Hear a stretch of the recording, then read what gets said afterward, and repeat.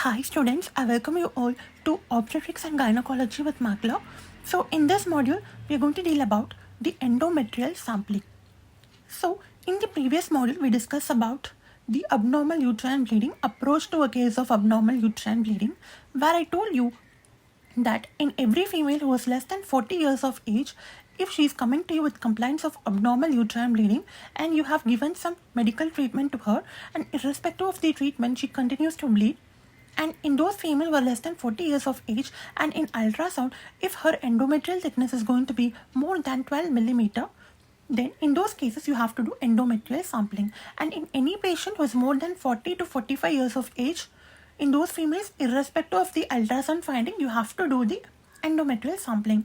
And in all postmenopausal female where the endometrial thickness is going to be more than 4 millimeter on ultrasound, in those females also we have to do the endometrial sampling.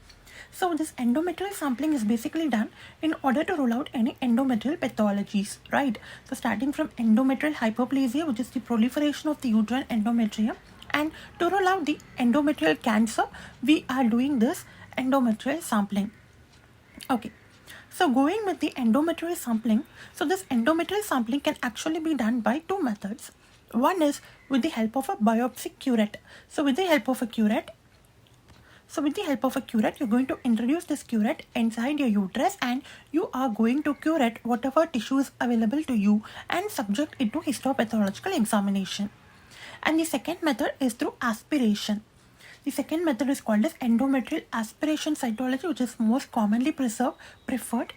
Right? In India, we do this with the help of a cannula called as the Karman's cannula. So the size of the Karman's cannula will correspond to the size of the uterus. Right? So with the help of this cannula, you're going to connect this cannula to a disposable syringe, and through that syringe, you're going to create a negative suction, and through this suction, it is going to create a negative pressure, and it is going to suck whatever endometrial tissue which has been available in the uterine cavity, and finally you're going to subject it for histopathological examination. So in India, this endometrial aspiration cytology is done with the help of a cannula, specialized cannula called as Karman's cannula, whereas in worldwide it is done with the help of a Pipple and Vapra aspirata, right? But in India it is not available. We have the Karman's cannula. Good. So now we have discussed about the endometrial sampling is done with the help of two things. One is a biopsy curette, other is the aspiration with the help of a Karman's cannula. Okay. So now finally you have done the endometrial biopsy. You send the tissue to the histopathological examination, right? Okay. So before discussing about any pathology in the endometrial biopsy, let me take you through the normal changes which you can see in a female during her menstrual cycle. So if you're going to do endometrial biopsy, it is generally not done, but in case if you do the endometrial biopsy in a female during the first 14 days of the cycle, which is the proliferative phase, right? During the proliferative phase of the cycle, if you're going to do the endometrial biopsy, what are you going to see? So before that, I need to tell you that in normal endometrium, the gland to stroma ratio is around 1:3. The gland to stroma ratio is 1:3. Clear? Yes. So in the proliferative phase of a menstrual cycle, if you're going to do the endometrial biopsy, what you can see, this is the image which you will get if you take the endometrial biopsy in a female who is in the proliferative phase of her menstrual cycle. So as you can see here, you can see simple tubular glands. So all these are the simple tubular glands. So along with the simple tubular glands, you can see another feature which is called as pseudostratification. So pseudostratification is nothing but, you can see here the nucleus are at different levels, right? So you can see the nucleus at here, and then it will be arranged here. So it is arranged in a very zigzag pattern. The nucleus is not in a even position, it is arranged in a zigzag pattern. So if you are going to do endometrial biopsy during the proliferative phase of menstrual cycle in a female, the features of endometrial biopsy during the proliferative phase of the menstrual cycle are simple tubular glands and pseudostratification, because the nuclei are at different levels. Since the nuclei are at different level, it is called as pseudostratification. So what is the feature? Two features, simple tubular glands and pseudostratification. Yes, so now the first 14th phase of the cycle has completed. Now we are going to the next 14 days of the cycle, where we are going to divide it into the early secretory phase and the late secretory phase. So what are the histopathological findings you will get when you do the endometrial biopsy during the early secretory phase? You can see the coiling of the glands. So as you can see in the proliferative phase, you were able to see only the tubular structures, right? You were able to see only the tubular glands. But in the early secretory phase, you can see the coiling of the glands is actually getting started. So beginning of coiling of glands is a feature of the early secretory phase. And then you can also see the subnuclear vacuolation. As you can see here in this image, below the nucleus there are vacuoles. Vacuoles are very clear, right? So the white color structure which you are seeing is the vacuoles. So because of this vacuoles, the nucleus are pushed to the apex. This violet color structure we are seeing in the top is the apex. So in the apex, the nucleus is situated, whereas below the nucleus, that is the subnuclear portion, you can see the clear structure which is called as the vacuoles. So subnuclear vacuolation is a definite sign of early secretory phase, right? So it is a sign that ovulation has occurred, and in the early secretory phase you can see by around day 17 of the menstrual cycle. So subnuclear vacuolation can be seen on day 17 of the menstrual cycle, and along with that the coiling of the gland starts to begin. Yes, so these are the features of the early secretory phase. Now coming to the late secretory phase. In late secretory phase, finally the coiling of the glands have completed, and the glands will appear like a corkscrew or a sawtooth appearance. As you can see here, these are the corkscrew or the sawtooth appearance of the glands. So if you are going to see the corkscrew or the sawtooth appearance of the glands in endometrial biopsy, it means that it is the late secretory phase where the ovulation has occurred, right? So in the late secretory phase, the feature is the sawtooth or the corkscrew appearance of the gland. The white color clear structure which you are going to see inside the glands are actually the secretions. So these are the secretions of the glands which are present inside. So those are white in color, and all those pink structures which you are seeing here, so these pink structures are nothing but these are the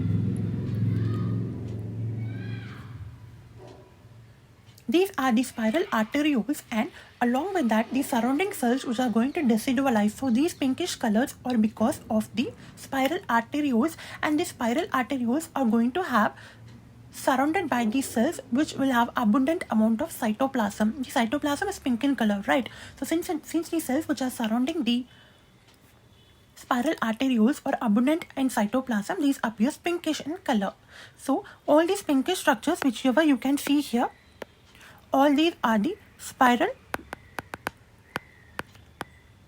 arterioles surrounded by the cells,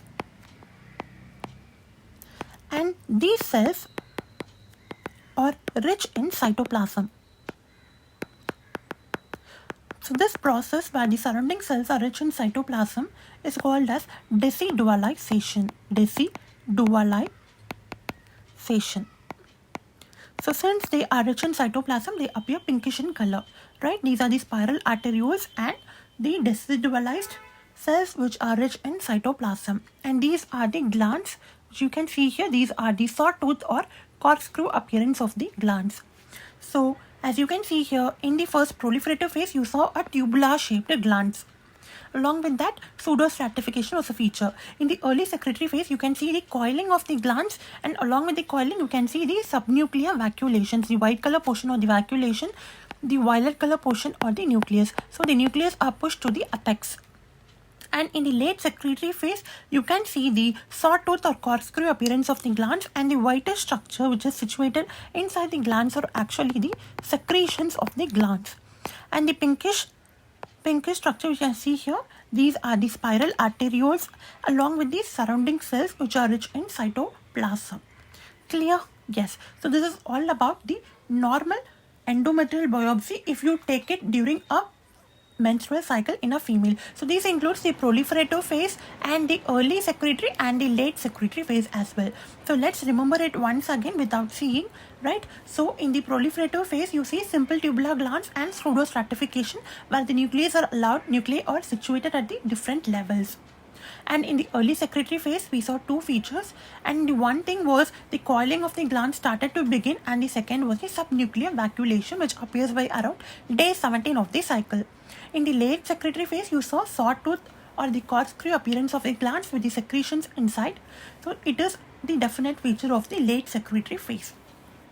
So all these are the normal histopathological features if you're going to take the endometrial biopsy in a female during her menstrual cycle. And also I told you to remember a point that in normal endometrium, the gland to stroma ratio is around 1:3. Is that clear? Yes. So now coming back to the endometrial biopsy, which you have done in a patient with complaints of AUB. In a patient with complaints of abnormal uterine bleeding, you have done UPT. UPT came to be negative. You have done a transvaginal sonography. Transvaginal sonography, depending upon the endometrial thickness and depending upon the age of the patient, you are going to do this endometrial sampling. So the endometrial biopsy, if you are going to do endometrial biopsy with the help of the curette and subject the tissue, endometrial tissue, to histopathological examination, the reports can be of two kinds. One is either the report can tell us that it is endometrial hyperplasia without atypia, and the second one is endometrial hyperplasia with atypia. So what do you mean by endometrial hyperplasia without atypia and with atypia? Hyperplasia means proliferation of the uterine endometria, but atypia means atypical nuclear features. Where will you see atypical nuclear features? In case of malignancy, right? If there is malignancy, or if you are going to, it is a pre-malignant state, you can see some atypical nuclear features or atypical cells. So similarly, you're going to see whether some atypical nuclear features are present or not. If it is present, it is called as endometrial hyperplasia with atypia. If it is not present, it is called as endometrial hyperplasia without atypia. Clear? Yes. So according to the older classification, the reports of endometrial biopsy can be like simple hyperplasia without atypia, simple hyperplasia with atypia, complex hyperplasia without atypia, and complex hyperplasia with atypia. So it's basically simple and complex with atypia and without atypia. So what are the chances of malignancy? So the chances of malignancy is around simple hyperplasia without atypia, the chances is just 1%. It is only 1% chance that it can progress to a malignancy because it is simple and it is without atypia. But if it is simple hyperplasia with atypia, what it is going to be? If it is going to be simple hyperplasia with atypia, it is going to be around 3%. And complex hyperplasia without atypia, since it is complex in nature and it is not presenting with any atypia, atypical nuclear features, the risk is about 8%. And complex hyperplasia with atypia, so it is complex in nature and it is presenting with atypical nuclear features, so the chances of malignancy is roughly around 30 to 40%. So simple is around 1 to 3% and complex is around 8 to 30 to 40%. Is that clear? Yes. So ideally the reports of the endometrial biopsy can present to you with atypia or without atypia. If it is presenting with atypia, the chances of malignancy is going to be higher. Without atypia, the chances of malignancy is only lower. As you can see here, without atypia, the chance is only 1 to 8%. And in simple hyperplasia and complex hyperplasia with atypia, the chance is around 3 to 30 to 40%. Is that clear? Yes. So when compared to without atypia and with atypia has the chances of progression to malignancy. Yes. So these are without atypia and these are with atypia. So with atypia, the chances of progression to malignancy is much more than without atypia. Is that clear? Yes. So now coming to the last portion of this module, where we are going to discuss the difference between endometrial hyperplasia without atypical nuclear features and endometrial hyperplasia with atypical nuclear features. So always keep in mind that in normal endometrium, the gland to stroma ratio is around, which I told you earlier, gland is 1 and stroma is 3. So it is only 1:3. But whenever there is going to be endometrial hyperplasia, which is basically the proliferation of the glands of the uterine endometrium, endometrial hyperplasia which happens because of excessive estrogen, it is actually the proliferation of the glands of the uterine endometrium. So therefore, the gland-to-stroma ratio is going to get altered, where it is going to be more than 1:3. So whenever you see endometrial hyperplasia term, therefore, the gland-to-stroma ratio is going to be more than 1:3. And coming to the features on histopathological examination. So if you do the endometrial biopsy and you're coming to have a conclusion that it is endometrial hyperplasia without atypia, so what is the actual feature which you are going to see in the histopathology?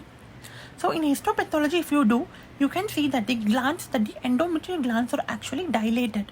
The endometrial glands are dilated, and you can see the overcrowding of the glands, minimal overcrowding of the glands can be seen. So there is overcrowding of the glands, along with the glands are dilated in nature. Along with that, you can see some luminal outpouchings. So certain outpouchings can be seen as well. So dilated glands with minimal overcrowding of the glands with luminal outpouchings. So these are the features of endometrial hyperplasia without atypia.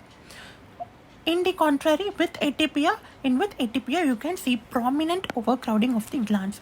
Minimal overcrowding of the gland is seen in without atypia. Prominent overcrowding of the gland is seen in endometrial hyperplasia with atypia. Along with that, these glands are not evenly arranged. They are very disorganized. So disorganized glands where the overcrowding of the glands is going to be more prominent. Along with that, even here with atypia also, luminal outpouchings will be present.